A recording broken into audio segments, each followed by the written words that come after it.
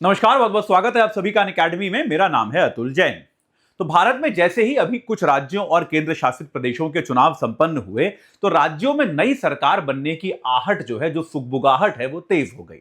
और जब भी भारत में राज्यों में नई सरकारें बनने की बात आती है तो हमेशा सबसे ज्यादा चर्चा जो होती है वो होती है राज्यपाल की भूमिका की।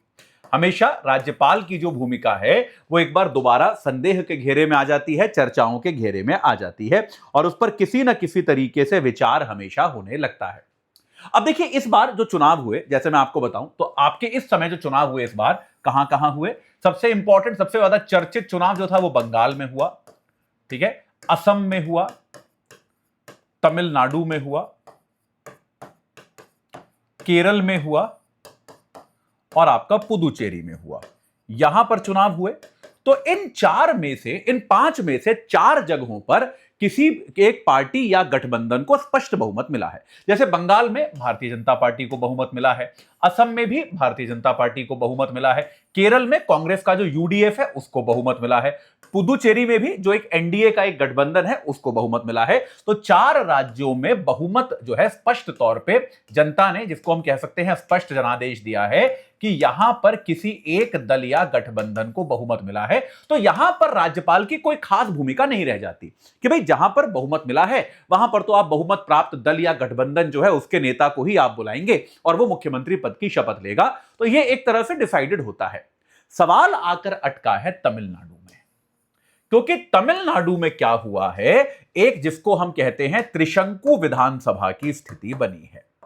त्रिशंकु विधानसभा क्या होती है? जिसमें किसी भी एक पार्टी या गठबंधन को बहुमत नहीं मिला है, किसी भी एक पार्टी या गठबंधन के पास बहुमत नहीं है। तो ऐसे समय में जो राज्यपाल की भूमिका है वो बहुत ज्यादा इंपॉर्टेंट हो जाती है। ठीक है, अगर बहुमत है तो राज्यपाल कुछ नहीं कर सकता, राज्यपाल को बेसिकली बहुमत वाले को ही बुलाना पड़ेगा, बात खत्म। लेकिन जब बहुमत नहीं है उस समय राज्यपाल के पास उसकी जो डिस्क्रिशनरी पावर है, उसकी जो स्वविवेक की शक्ति है, वो यहां पर काम में आ जाती है। ठीक है, यह बात समझ में आई कि नहीं आई? देखिए, आर्टिकल 164 भारत के संविधान की अगर हम बात करें तो हमारा आर्टिकल 164 जो है वो राज्यपाल को यह शक्ति देता है कि वो मुख्यमंत्री की नियुक्ति करेगा। राज्यपाल जो है वो मुख्यमंत्री की नियुक्ति करेगा। यह बात क्लियर है? मुख्यमंत्री क्या होता है? आपकी विधानसभा में बहुमत प्राप्त दल या गठबंधन का नेता होता है। ठीक है, राज्यपाल मुख्यमंत्री की नियुक्ति करेगा। लेकिन यह नियुक्ति कैसे की जाएगी, इसके लिए राज्यपाल क्या क्राइटेरिया लगाएगा, यह कहीं क्लियरली लिखा नहीं है। तो हमारे इतिहास में ऐसा बहुत बार देखा गया है कि राज्यपालों ने बहुत तरह की गड़बड़ियां करी हैं और कई बार क्या हुआ है कि भाई जो उनकी पसंद की पार्टी नहीं थी उसको बुलाया ही नहीं और उसको निमंत्रित ही नहीं किया। ऐसे बहुत सारे मौके हमारे संविधान में आए हैं। तो इसके लिए अब क्या हुआ? अब देखिए, ये मैं आपको पढ़ा क्यों रहा हूं, क्योंकि तमिलनाडु का अगर आप चुनाव परिणाम देखें, अगर आप तमिलनाडु का चुनाव परिणाम देखें तो हर जगह यह बात क्लियर है कि जो जोसेफ साहब, जो आपके जोसेफ विजय जो हैं, जो आपके मतलब टीवी के पार्टी है, टीवी के पार्टी सबसे बड़ी पार्टी के तौर पे उभरी है। लेकिन उसके पास भी 108 ही सीटें हैं। उनमें से भी विजय खुद 2 जगह से चुनाव लड़े थे और दोनों जगह से जीते हैं, तो एक जगह से उनको इस्तीफा देना पड़ेगा। तो प्रभावी तौर पे टीवी के की स्ट्रेंथ जो है वो 107 ही रह जाएगी। जबकि वहां की विधानसभा में सदस्य कितने हैं? 234। तो एक तरह से बहुमत के लिए आपको 118 सदस्यों की आवश्यकता है, यानी कि विजय की जो पार्टी है यह बहुमत से 11 सदस्य दूर है। यह बात स्पष्ट है कि विजय को बहुमत नहीं मिला है। विजय मतलब मुख्यमंत्री पद पे वही आएंगे, सबसे बड़े दावेदार भी वही हैं, लेकिन अभी तक उनके पास बहुमत नहीं है। अब विजय को किसी ना किसी पार्टी की सहायता लेनी पड़ेगी।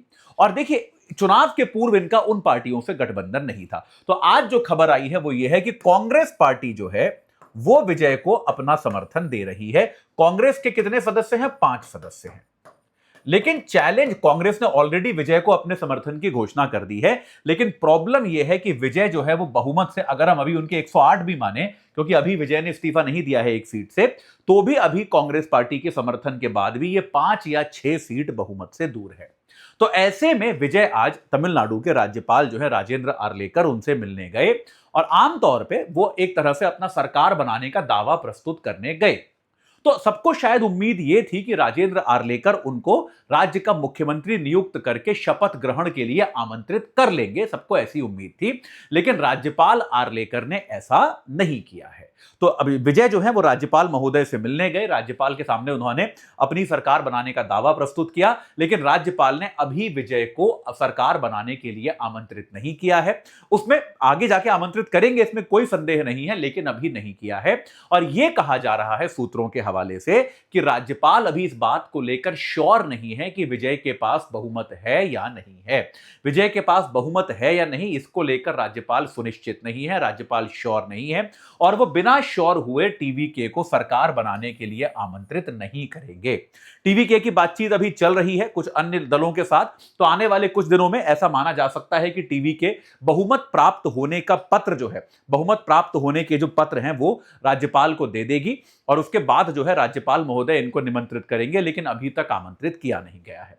तो इसको लेकर एक विवाद की स्थिति भी बन सकती है। देखिए, भारत में इस विवाद से निपटने के लिए ही सरकारिया आयोग का गठन किया गया था, और सरकारिया आयोग ने जो है इसको लेकर एक रिकमेंडेशन दी थी, और उसमें उसने बताया था कि भाई राज्यपाल जब अपने स्वविवेक की शक्ति का प्रयोग करेगा भी, जब अपने डिस्क्रिशन का प्रयोग करेगा भी सरकार बनाने के लिए, तो इस डिस्क्रिशन का प्रयोग वो किस तरीके से करेगा, इस डिस्क्रिशन में क्या क्या ऑर्डर रहेगा, ये आपके सरकारिया आयोग ने बताया था। तो पहला सबसे पहली प्राथमिकता दी जाएगी अगर किसी चुनाव पूर्व गठबंधन को बहुमत मिला हो। भाई अगर कोई चुनाव पूर्व गठबंधन हो जिसको बहुमत मिला हो, ठीक है, अगर बहुमत मिला है तो कोई डाउट ही नहीं है ना भाई, उसको अगर किसी गठबंधन को बहुमत मिला है, जैसे मान लीजिए अगर टीवीके साहब का चुनाव के पहले 2-4 पार्टियों के साथ गठबंधन होता टीवीके का, और उसको बहुमत मिल गया होता, तो उसको बुलाना ही पड़ता, इसमें कोई संदेह की बात नहीं है। जैसे पुदुचेरी में हुआ है, पौंडीचेरी में जो एनडीए है वो एक गठबंधन है, और उस गठबंधन को, वो गठबंधन चुनाव के पहले का था और उसको बहुमत मिल गया है, तो उसको बुलाया जाएगा, इसमें कोई डाउट नहीं है, ठीक है। दूसरे नंबर पे प्राथमिकता जो दी जाएगी वो सबसे बड़ी पार्टी जिसके पास समर्थन पत्र हो। भाई पार्टी के अपने सदस्य थोड़े से कम हो, लेकिन बहुमत से ज्यादा लोगों के समर्थन के पत्र उसके पास हो, इस कैटेगरी में विजय साहब आ जाएंगे कुछ दिनों के अंदर। जब वो समर्थन पत्र ले आएंगे तब वो दूसरे नंबर पे आ जाएंगे। तीसरे नंबर पे क्या हो जाता है, अगर मान लीजिए आपका चुनाव के बाद का गठबंधन हो, आपका चुनाव बाद का गठबंधन, जैसे टीवीके और कांग्रेस का गठबंधन है, इस बात को समझ रहे हैं कि नहीं।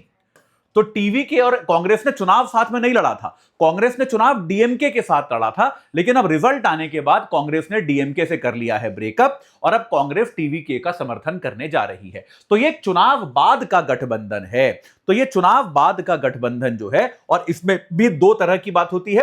पहले प्राथमिकता दी जाती है अगर जो गठबंधन की पार्टियां हैं वो सरकार में शामिल हो, अगर वो सरकार का हिस्सा हो। जैसे कहा जा रहा है कि कांग्रेस पार्टी सरकार में शामिल होगी, उसे कुछ मंत्री पद दिए जाएंगे, और उसके बाद जो है वो माना जाता है जब सरकार में शामिल ना हो।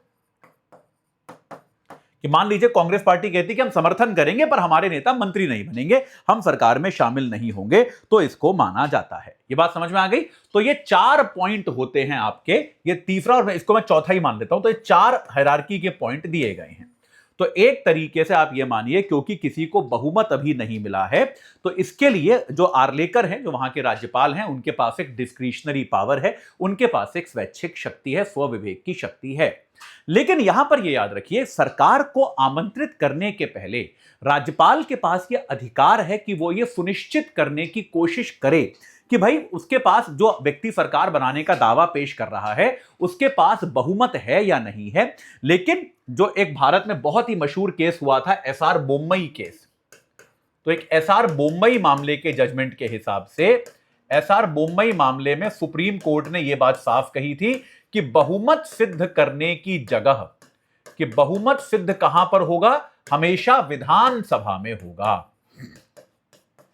तो राज्यपाल जो है वो थोड़ा बहुत सबूत मांग सकता है कि भैया आप लेटर दिखा दो, कहां से लाओगे, थोड़ा मेरे को बता दो, लेकिन राज्यपाल कुछ इस तरह की मांग नहीं कर सकता कि अपने समर्थक विधायकों को मेरे सामने प्रस्तुत करो, मैं उनको गिनूंगा, उनकी मेरे आगे परेड कराओ, उसके बाद ही मैं आपको सरकार बनाने का मौका दूंगा। ऐसा कुछ भी जो है आपका राज्यपाल नहीं कह सकता, ये वो नहीं कर सकता। तो राज्यपाल के पास यहां पर भी बहुत ज्यादा विकल्प नहीं है। देखिए, सबसे पहले तो मेरे ख्याल से टीवीके का बहुत ही छोटा सा मार्जिन है बहुमत से, मुझे लगता है कि अगले 1-2 दिन में टीवीके उसको अरेंज कर लेगी।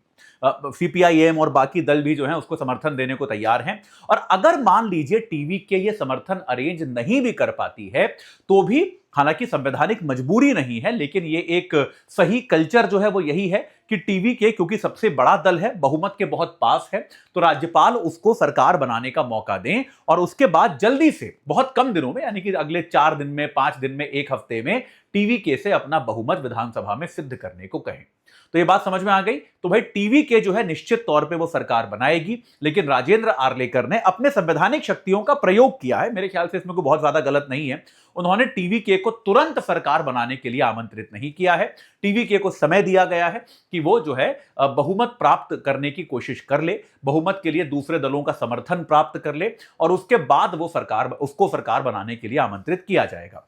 तो ऐसा माना जा रहा है कि इसी सप्ताह के अंदर टीवीके का शायद शपथ ग्रहण हो जाएगा, विजय जो है वो तमिलनाडु के मुख्यमंत्री बन जाएंगे। लेकिन अभी इस मामले में थोड़ा सा एक व्यवधान राज्यपाल ने डाल दिया है, ठीक है।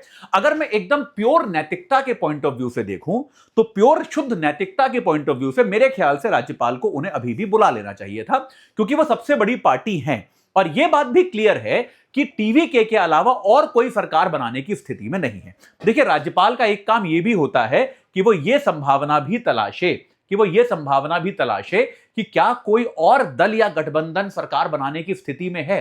तो तमिलनाडु की राजनीति को अगर आप जानते हैं तो आप जानते हैं कि डीएमके और एआईएडीएमके तो साथ में आएंगे नहीं, तो ऐसे में कोई और गठबंधन सरकार बना पाएगा इसकी संभावना ना के बराबर है।